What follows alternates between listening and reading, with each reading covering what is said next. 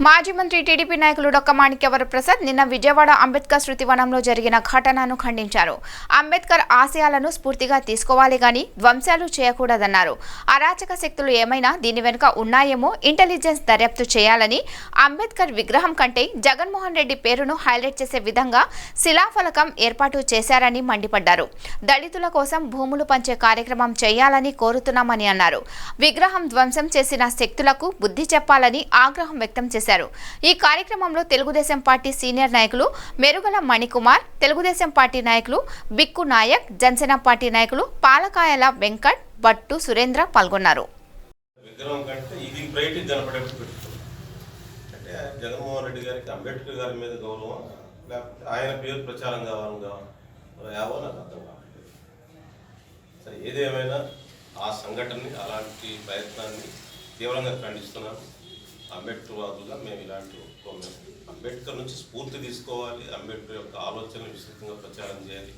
ఆయన రాజ్యాంగాన్ని, ఆయన ఆలోచనలు తీసుకుని సమాజం సమరసత అన్ని వర్గాలు కలిసిమెలిసి ఎదిగే విధంగా ఒక మంచి వాతావరణం అభివృద్ధి కావాల్సిన అవసరం ఉంది. అందువల్ల అంబేద్కర్ గారి నుంచి స్ఫూర్తి తీసుకోవాలి, కానీ దాన్ని ఒక హేట్రెడ్ విషయాలకు వాడుకోవద్దని చెప్పి నేను వాటిని విజ్ఞప్తి చేస్తాను. ఇంకోటి ఏంటంటే, నాకు అనుమానం, ఏమన్నా ఒక సెంటిమెంట్ లాంటి విషయాల్ని రెచ్చగొట్టి ఇలాంటి విషయాలను కల్పించి దాని ద్వారా విధ్వంసం సృష్టించాలనే శక్తులు కూడా దీనికి ఉన్నాయేమో ఒకసారి విచారించమని పోలీసు వారికి నేను విచారించాను. ఏం చూస్తున్నాం కదా, కొంతమంది కొన్ని దుశ్చర్యలకు పాల్పడి దాన్ని విస్తృతంగా ప్రచారం చేసి సెంటిమెంట్గా దాని ప్రజల్లో అనవసరమైన విషయాలు రెచ్చగొట్టి దాని ద్వారా చలిమంటలు కాసుకునే శక్తులు కొన్ని ఉంటాయి కదా. కాబట్టి దీనిలో అలాంటి కోణం ఏమైనా ఉందేమో కూడా ఇంటెలిజెన్స్ వర్గాలు, పోలీసు వర్గాలు విచారణ జరపాలి. ఏదేమైనా నేను జరిగిన సంఘటనని తీవ్రంగా ఖండిస్తాను.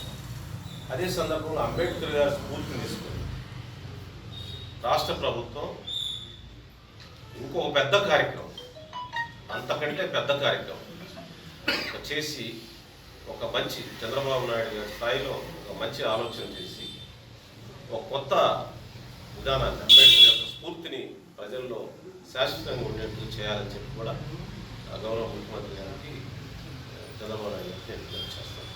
ఫర్ ఎగ్జాంపుల్, 1,00,000 ఎకరాలు కొని దళితులకు ఇచ్చారనుకోండి,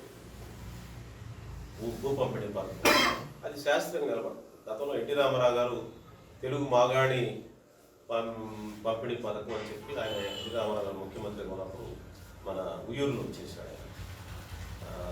పుత్తూరు సుందరయ్య గారు, రాజేశ్వరరావు గారు వీళ్ళందరూ అటెండ్ అయ్యి ఎన్టీ రామారావు గారు కూడా అప్రిషియేట్ చేశారు. అది శాశ్వతంగా ఆ ప్రాంతంలో ఉన్న భూస్వాముల యొక్క ల్యాండ్, ఆయన రాజావారి ల్యాండ్స్ అని కూడా, తలపల్లి రాజా ల్యాండ్స్ అన్ని కూడా పట్టాలు ఇచ్చేసి రైతులను ఆదుకున్నాడు ఎన్టీ రామారావు.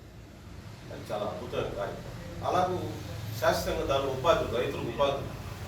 అందువల్ల జగన్ లాగా తన యొక్క పబ్లిసిటీ అంబేద్కర్ గారి కంటే తను కనపడే విధంగా, తను డిజిటల్లో కనపడే విధంగా ఎక్కువ చూపించుకునే అలాంటి కార్యక్రమాలు అంటే, ఒక అంతకంటే మంచి స్ఫూర్తినిచ్చే కార్యక్రమం, ఒక పెద్ద కార్యక్రమం చేసి ఒక ఫిట్టింగ్ రిప్లై, ఇలాంటి శక్తులకి ఒక తగిన శాస్తి, తగిన రిప్లై ఇవ్వాలని చెప్పి ఇలాంటి విధ్వంస శక్తులకి, విగ్రహ విధ్వంస శక్తులకి ఒక ఫిట్టింగ్ రిప్లై ఇవ్వాలి, ఒక తగిన సమాధానం చెప్పాలని ముఖ్యమంత్రి గారు విజ్ఞప్తి చేస్తాను.